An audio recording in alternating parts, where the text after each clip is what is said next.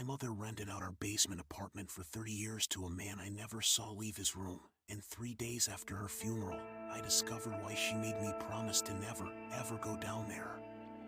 The promise was made when I was 7 years old, standing in our kitchen while Mom gripped my shoulders so hard it hurt. Daniel, listen to me very carefully. Mr. Gardner lives downstairs. He pays rent on time. He's a good tenant. But you must never knock on his door. You must never go down to the basement. Do you understand? Her eyes were wild, desperate in a way that terrified my child brain more than any monster movie. I nodded, and I kept that promise for 23 years. Growing up in that house meant living with constant awareness of the basement.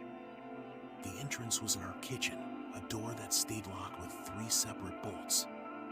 Every first of the month, an envelope would appear on the kitchen counter in the morning, thick with cash, always the exact amount. Mom would take it without comment. Every week, she'd leave a box of groceries at the top of the basement stairs, knock twice, and walk away.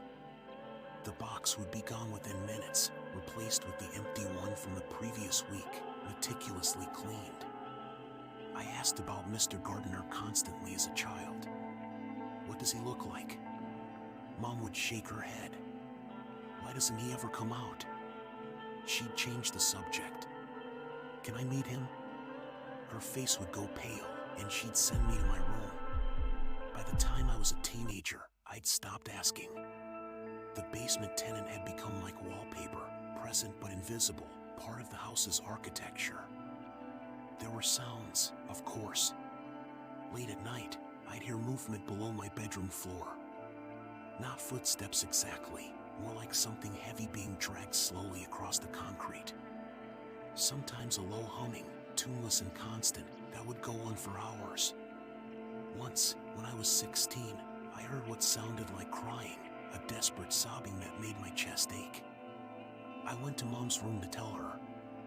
She was sitting up in bed, wide awake, staring at nothing. He has bad days, she whispered. We all have bad days. Go back to sleep, Daniel. My father left when I was 4, and Mom never dated again. She dedicated her life to managing our small property, doing administrative work from home, and maintaining the unspoken rules of our household. Don't talk about the basement. Don't ask about Mr. Gardner. Don't ever go down there. When I moved out for college, her final words weren't "I love you" or "make me proud." They were, "Remember your promise about the basement." I kept it. Even during visits home, even when curiosity gnawed at me, I honored that childhood oath. Until Mom died suddenly of a heart attack at 61, and I inherited the house, and with it, whatever secret lived in the basement. The lawyer handling the estate was confused by the basement apartment. There's no lease agreement on file. The same eyes from the photograph. Your mother was the most beautiful person I'd ever seen. My heart hammered. Who are you? I'm Thomas Gardner. I've lived here for 30 years. He moved with careful, precise steps, like someone who'd learned to navigate a space in the dark. I smell and passed. The groceries stopped coming. You're him. The tenant. My mind raced. Those photos, this obsession, did you threaten her? Was she afraid of you?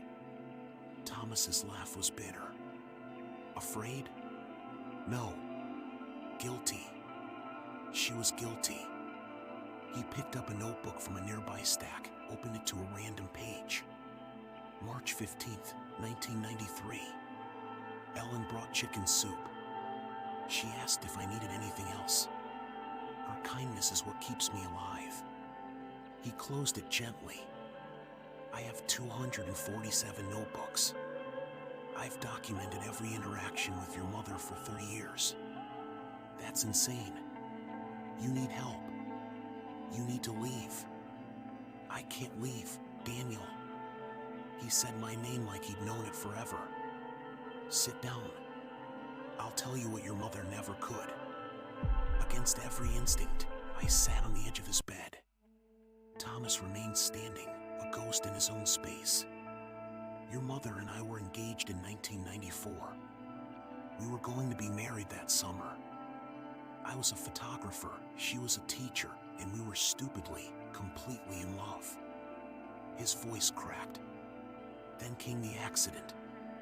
We were driving back from visiting my parents. Ellen was driving. A truck ran a red light, hit the passenger side. I should have died instantly.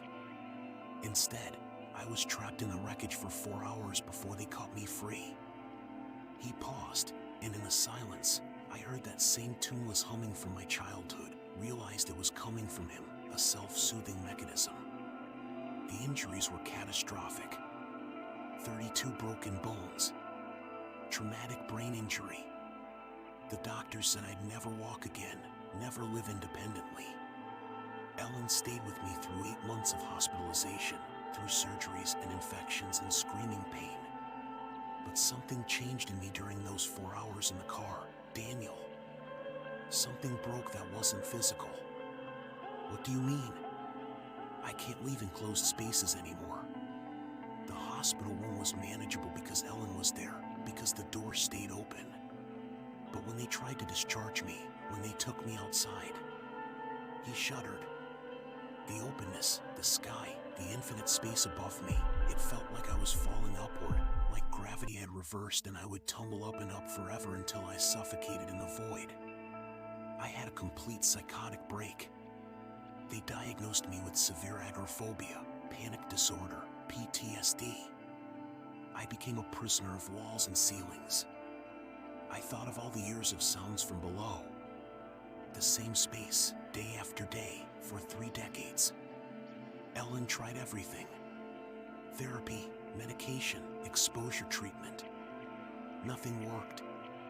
I couldn't even stand near an open window without losing consciousness. My family abandoned me. Said I was choosing to be sick, that I could leave if I really wanted to. But Ellen knew the truth. She knew this wasn't a choice any more than her guilt was a choice.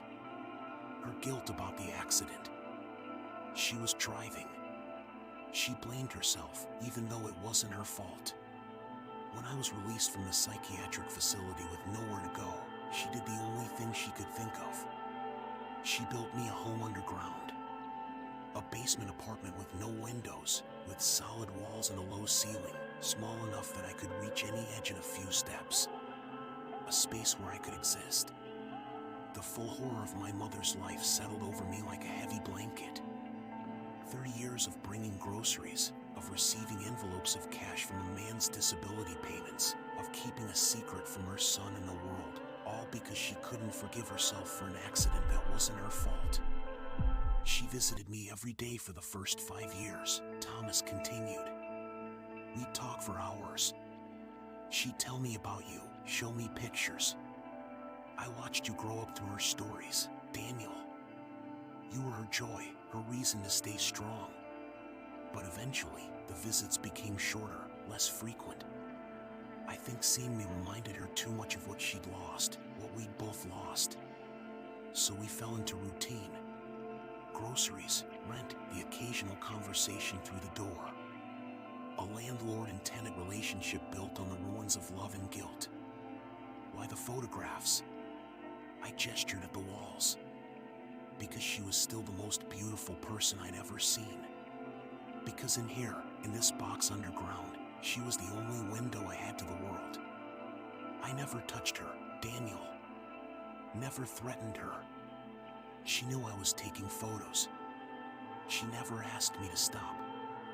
I think maybe she understood that she was my sky, my open space, the only infinity I could bear to look at. I wanted to be angry, to call this stalking, to see him as the villain of my mother's story. But looking at his gaunt face, at the careful way he moved through his paper fortress, at 30 years of loving documentation, I saw something else. 2 people destroyed by a moment of bad luck, each imprisoning themselves in different ways. Mom above ground, carrying guilt like chains. Thomas below, carrying love like a life sentence. The lawyer says you need to leave or sign a proper lease. I can't just have you here undocumented. Thomas smiled, and it was heartbreaking. I can't leave, Daniel. Physically, psychologically, I cannot walk up those stairs and into open space. Your mother understood that. She gave me 30 years of life in this box. I'm 63 now. My health isn't good. I don't have many years left. I'm asking you for the same kindness she showed me. Let me finish my sentence here. Let me die in the only home I have. I thought about my mother's final words. Remember your promise about the basement. She wasn't just protecting me from a disturbing truth. She was protecting Thomas from a world he couldn't survive in, and protecting herself from having to explain the complicated love and duty that kept her feeding a ghost in her basement for 3 decades. I'll bring groceries on Thursdays, I heard myself say. Leave the rent on the counter if you want, or don't. I don't need it. Thomas's eyes filled with tears. Thank you. You're like her, you know. That same kindness. I climbed the stairs, locked the 3 bolts behind me, and sat at the kitchen table where Mom had sat for 30 years, managing a secret life happening directly beneath her feet. I finally understood why she never dated, never moved, never seemed quite whole.